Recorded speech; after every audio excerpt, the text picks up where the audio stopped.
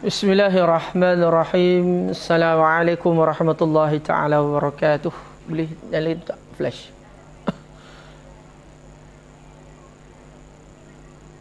Sikit bagi orang si muka ustaz. Masya-Allah. Alhamdulillah. Alhamdulillahi rabbil alamin. Salatu wassalamu ala Rasulillah wa ala alihi wa ashabihi wa mawalah.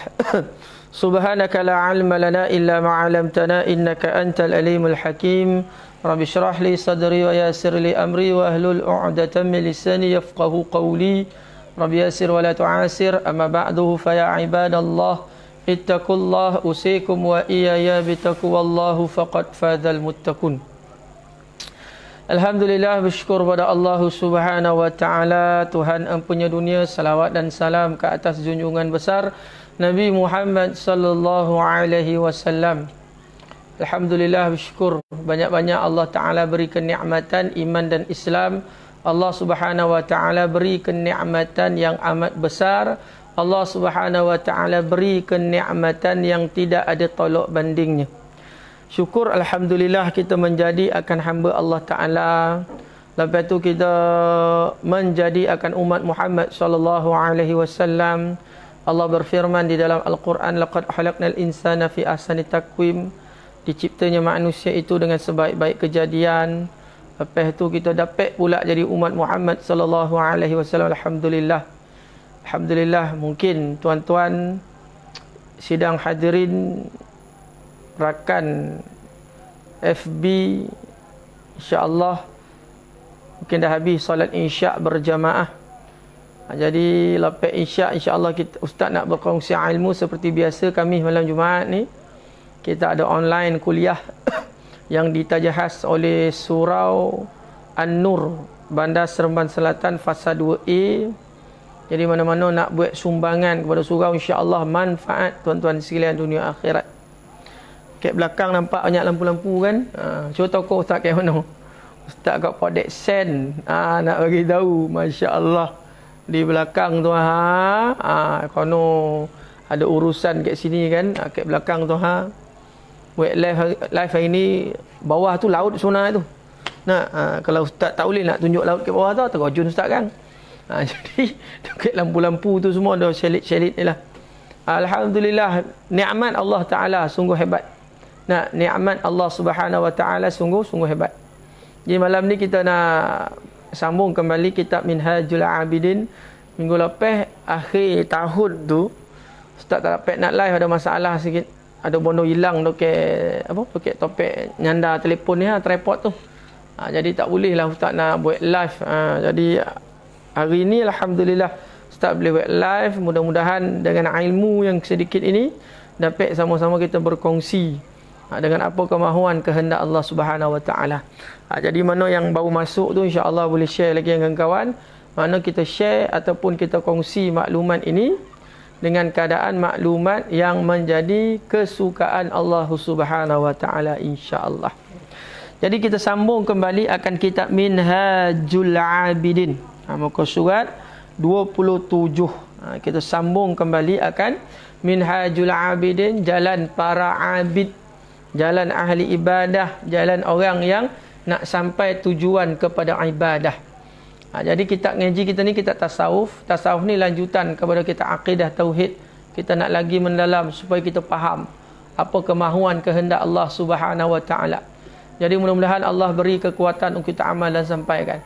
Jadi mudah-mudahan Allah Subhanahu wa taala bagi kita faham hidup yang sebenar. Kita nak ilmu yang sebenar, hidup sebenar, ilmu yang sebenar, ilmu yang Allah Subhanahu wa taala bagi yang bertepatan dengan Al-Quran dan hadis Nabi sallallahu alaihi wasallam insya-Allah. Kita nak jadi orang yang berjaya di sisi Allah taala. Jadi kita kena buat pengorbanan. Kita kena beritahu diri kita bahawasanya Allah Subhanahu wa taala segala-galanya. Jadi insya-Allah kita sambung muka surat 27 kitab Minhajul Abidin, jalan-jalan para abid. Kemudian selepas mengenal Allah, kata ulama, selepas kita mengenal Allah Subhanahu wa taala, selepas mengenal Allah, wajib pula ke atas anda mengetahui perkara yang mewajibkan anda mengerjakannya.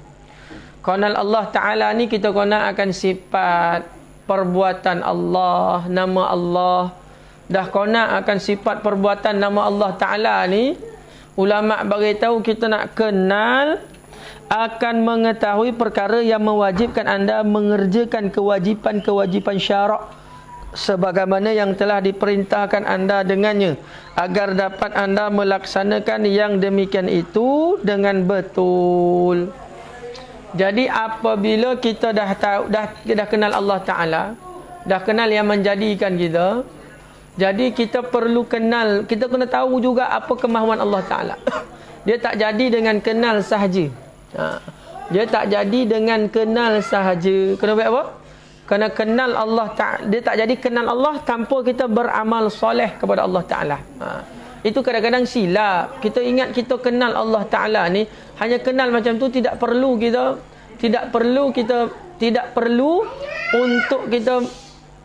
untuk kita menjadikan kehidupan kita ni satu kehidupan yang Allah Subhanahu Wa Ta'ala mahukan. Itu sebab tak jadi jikalau kita sekadar kenal Allah Ta'ala hanya pada lisan, tidak kepada fi'ali. Itu masalah. Ini bodoh ni banyak berlaku sebenarnya. Kita kenal Allah Ta'ala macam tu, ya, kenal Allah Ta'ala dengan lisan. Allah, siapa Allah yang menjadikan, pencipta. Tapi kita tidak mentaati Allah Ta'ala.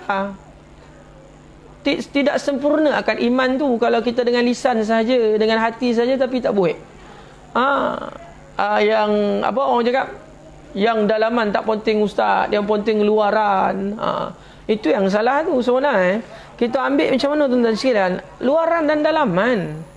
Luaran yang dan dalaman kita ambil supaya kita dapat mematuhi akan perintah Allah Ta'ala. Jadi kita kena tahu, dalam Minhajul Abidin, Imam Al-Ghazali rahimahullah ta'ala bagi tahu, kena tahu, setelah kita kenal Allah Subhanahu Wa Ta'ala, kita kena tahu apa kemahuan Allah. Hukum syarak, puasa, zakat, kebajikan yang perlu kita lakukan. Semua kita kena ambil tuan-tuan sekalian. Tak boleh kita tak ambil. Itu sebab ulama bagi tahu kewajipan-kewajipan syarak sebagaimana yang telah diperintahkan anda dengannya, agar dapat anda melaksanakan yang demikian itu dengan betul. Ilmu yang kita nak belajar adalah mana? Ini bahagian aqabah ilmu.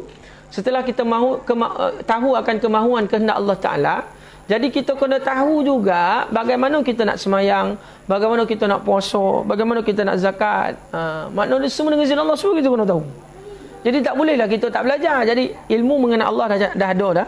Tapi ilmu untuk mengabadikan diri untuk menyembah Allah Subhanahu Wa Ta'ala.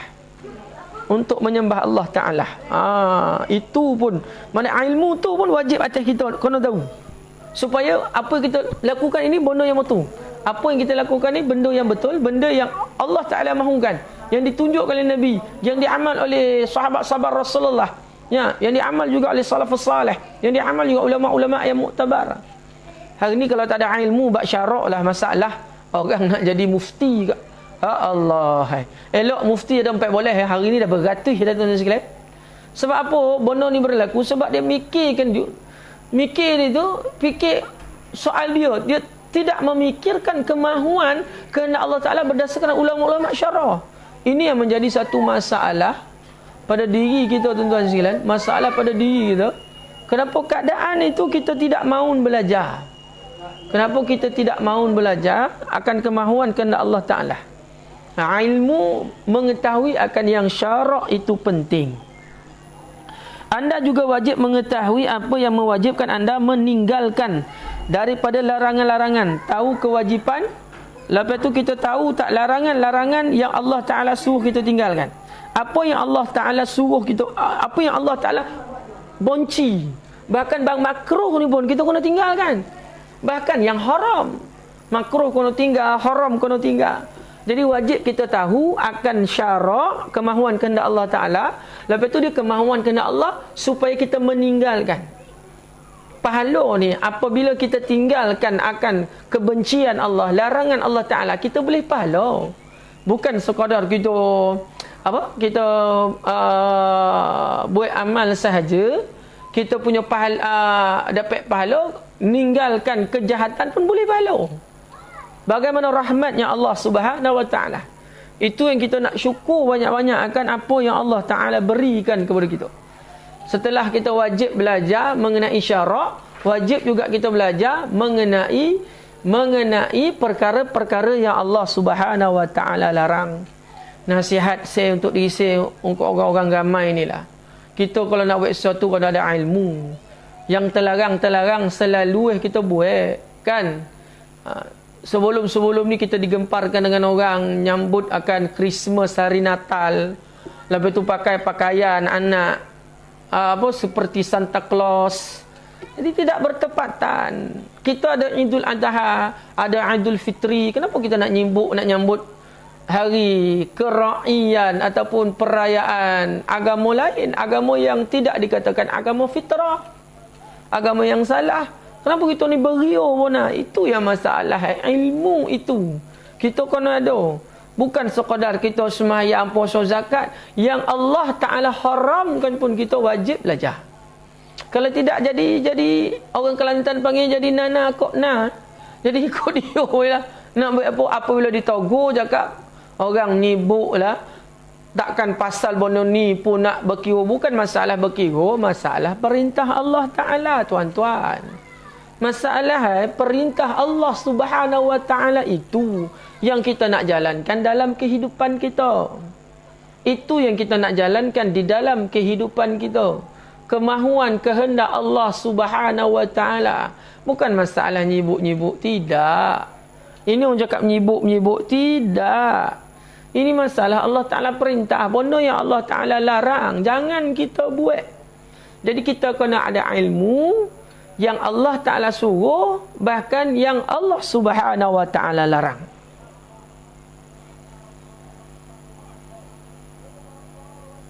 Kalau tidak anda mengetahui yang tersebut itu, maka bagaimana anda dapat mengerjakan segala ketaatan?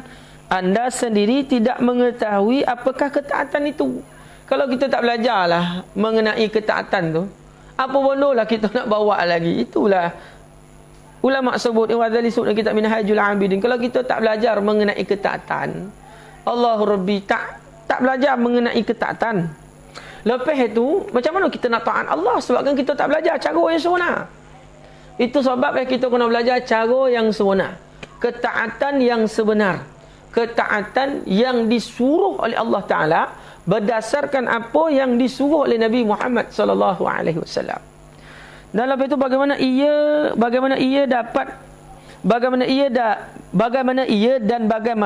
yang wajib anda kerjakan, atau bagaimana dapat anda mengetahui segala maksiat yang anda tidak mengetahui bahawa yang anda kerjakan itu sebenarnya merupakan maksiat.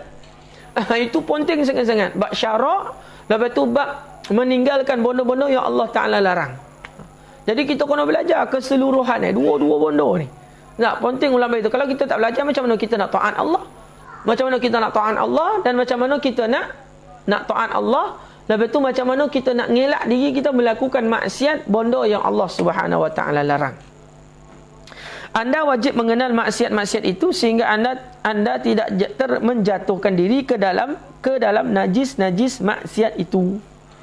Kena belajar. Kalau tidak, macam manalah keadaan terjerumus kita ke dalam najis-najis maksiat.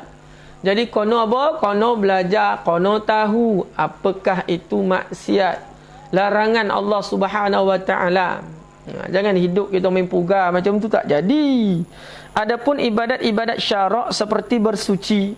Ulama baik itu terangkan. Ibadat syarak ni seperti taharah, bersuci. Kadang-kadang bab bersuci pun tak pandai lagi. Nak nyucikan badan ni daripada hadas besar pun tak pandai. Apabila ditanya berapa rukun hadas besar ni, 7 boleh, 3 boleh, 5, 6. Niat dan meratakan air seluruh badan. Nah, kadang-kadang ambil wuduk, ikut dan dia yang ambil wuduk. Basuh muka, basuh tangan, basuh kepala, basuh kaki, ikut dan dia macam tu lah. Itu yang menjadi masalah tu. Dari bab bersuci itu. Jadi syarak bersuci kena belajar. Kalau tidak kalau kita taharah bersuci ni, satu najis yang nampak, satu najis yang kita tak nampak dalam bentuk hissi ataupun maknawi. Najis maknawi kalau kita ambil lah najis yang telah kering, yang hilang kesannya maknawi. Yang maknawi najis yang ada dalam diri kita ni, ya Allah. Hai. Najis apa? Sifat mazmumah, sifat-sifat mazmumah. Lepas tu sifat yang keji itulah. Nak ujub, takbur dan riak, nak buang dalam diri kita ni. Kalau tidak, macam mana kita nak ibadat, nak mentaati Allah Ta'ala? Kalau najis bab ain tu ada nampak ain dah hilang, dinamakan maknawi. Kalau ada ain dia lagi dinamakan hissi. Kan? Lagi satu maknawi tu yang bukan najis. Yang najis yang kita kena basuh mutawassitah, mughaladah, mukhaffafah tu. Najis yang ada dalam hati ni. Tu dah. Jadi kena tahulah dari sudut najis itu pun kita kena buang. Takut nanti apa yang kita buat Allah Ta'ala tolak. Najis tu pun kita kena buang jauh-jauh dalam kehidupan kita. Jangan ada. Jadi bab bersuci taharah ni kita kena ada ilmu.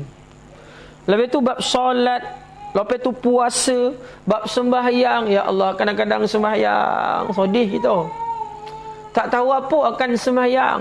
Apa kemahuan kehendak Allah Subhanahu Wa Taala. Takbiratul ihram kita, Fatihah kita, lepas tu rukuk kita, sujud kita. Allah Rabbi. Fatihah, rukuk, sujud, bab sembahyang, tuan-tuan.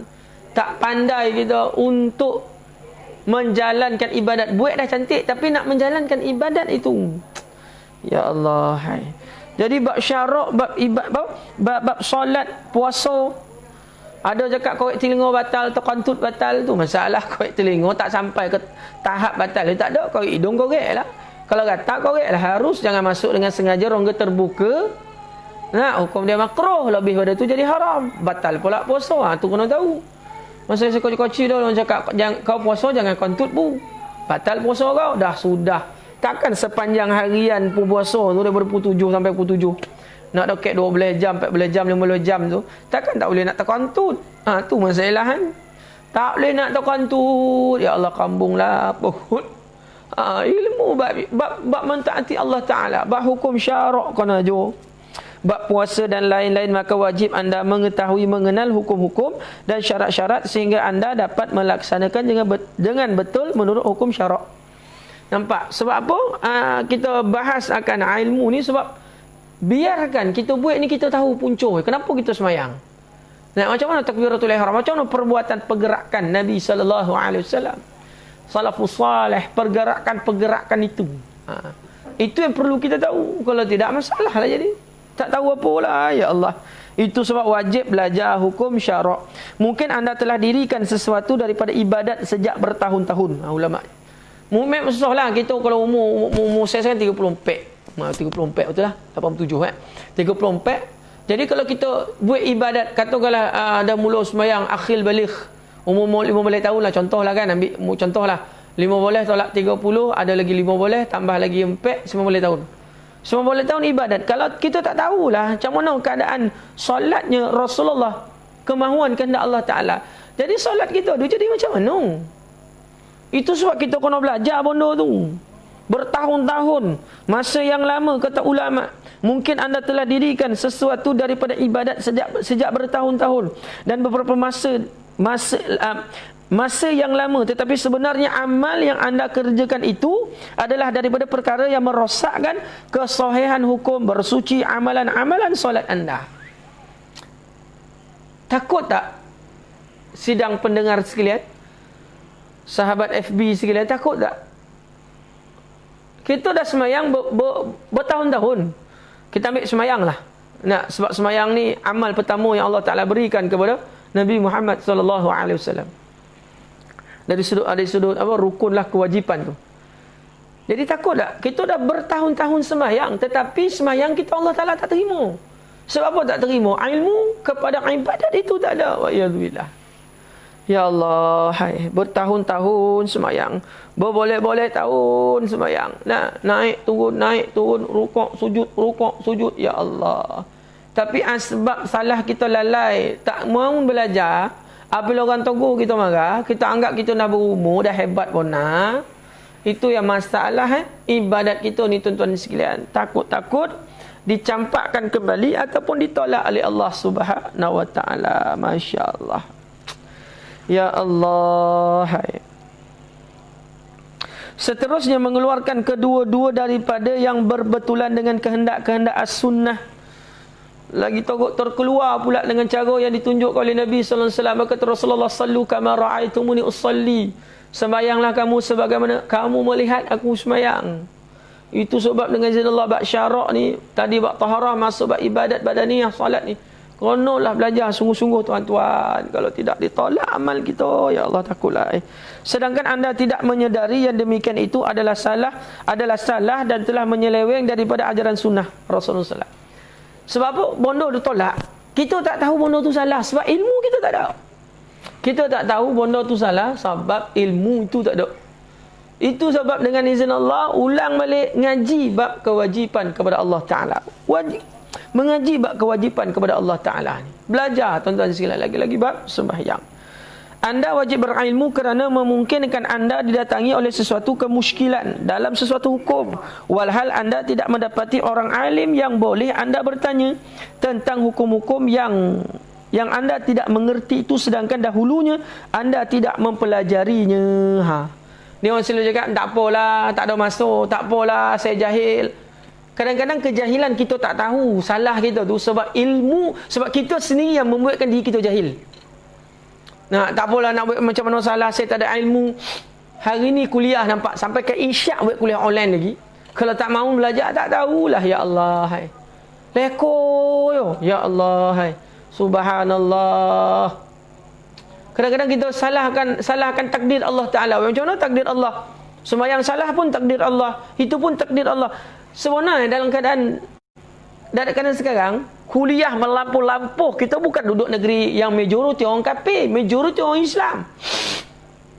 Zikir orang boleh, gimana kita mudah untuk ambil ilmu, tapi masalah kita yang membuatkan diri kita jahil. Lepas itu mulalah kita declare yang kita ni tak ada ilmu, kita ni jahil, bahkan tidak kita menyesali akan kesilapan yang kita buat. Allahu Rabbi. Sebab kita tidak mempelajarinya. Kita tidak mempelajari apa kemahuan dan kehendak Allah Subhanahu wa Ta'ala. Jadi sedih tak tuan-tuan sekalian? Masya-Allah. Hai. Jadi Imam Al-Ghazali mengingatkan kita supaya belajarlah ilmu mengenai yang awal tadi, mengenal Allah. Lepas tu kenal pula kemahuan kehendak Allah Subhanahu wa Ta'ala. Baru jadi ilmu kita tuan-tuan sekalian. Baru jadi ilmu kita. Kalau tidak macam itulah kita, salahlah amal ibadat kita. Jikalau kita tidak mahu mempelajari ataupun membetulkan apa yang sepatutnya kita betulkan. Jadi janganlah kita rasa kita hebat. Janganlah kita rasa kita ni dah cukup dah, ibadat kita dah cantik dah.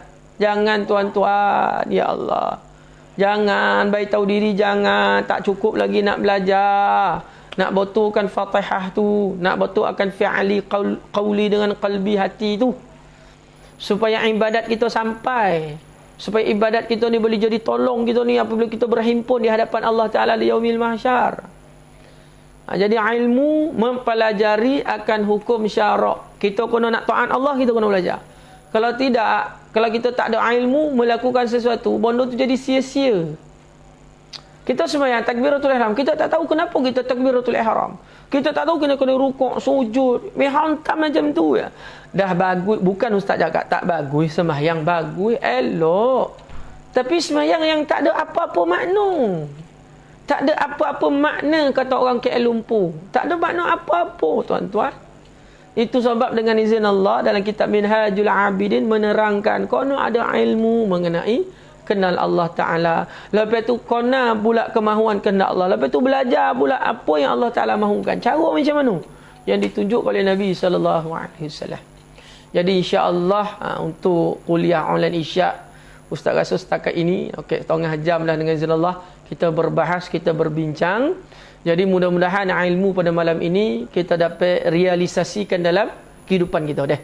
Okey, jadi ilmu yang manfaat, kita ada ilmu, tapi kita amal. Jadi kalau mana-mana yang dengar ataupun mengikuti kuliah online Ustaz, jadi selalu saya ingatkan untuk diri saya dan para pendengar sekalian, apabila kita belajar ni, kita niat untuk amal, lepas tu nak masukkan dalam kehidupan. Kalau tak masukkan dalam kehidupan, dia jadi terbuang macam tu lah. Jadi kita ni pun apabila masuk dalam kehidupan kita ni pun terkus pelihara semayang kita. Supaya kita jadi orang-orang yang beriman, supaya kita jadi orang beriman bertakwa dengan ilmu yang betul. Tak adalah semayang kita salah itu, salah ini, salah ya Allah. Sebab kita dah tak lama dah tuan-tuan sekalian, penyakit pun banyak-banyak. Hari ni akat 3,000 kes kan. Memang itu ketentuan Allah Ta'ala. Tapi ingat akhir-akhir dunia ini, jadi kita mengajilah. Kita nak tahu amal ibadat kita, amal yang betul. Sebab apa? Ilmu kita yang betul, kita nak bawa bertemu dengan Allah Ta'ala. Jadi insya-Allah terima kasih mana yang mengikuti kuliah pada malam ini. Dan terima kasih pada Surau An-Nur Bandar Seremban Selatan Fasa 2. Jadi insya-Allah marilah sama-sama kita dengan pihak surau, kita nak banyakkan kuliah, bukan ustaz saja ni lah. Ada lagi lepas-lepas ni akan buat kuliah online, lepas isyak lah, kuliah subuh online lah. Kan? Jadi dengan Allah nak bantulah tuan-tuan sekalian. Surau, dana surau ni tak ada nak jadi kaya surau. Bagi tak ada. Ini semua untuk apa yang tuan-tuan bagi, mana infakkan kembali di jalan Allah Subhanahu Wa Taala. Jadi insya-Allah sekian saja daripada saya. Insya-Allah bertemu lagi kami malam Jumaat. Minggu depan kita bertemu lagi pengamis malam Jumaat. Mungkin pukul 9.00 ataupun kita awalkan lagi. Ataupun macam mana kalau janji lepas isyak kita punya kuliah, supaya malam kita ni tidak jadi satu malam yang hambar. Malam kita ni penuh dengan malam ketakwaan, mengingati diri kita kepada Allah Subhanahu Wa Taala. Jadi insya-Allah sekian saja aku qauli hadza, astaghfirullah wa lakum. Assalamualaikum warahmatullahi taala wabarakatuh. Wallahu a'lam.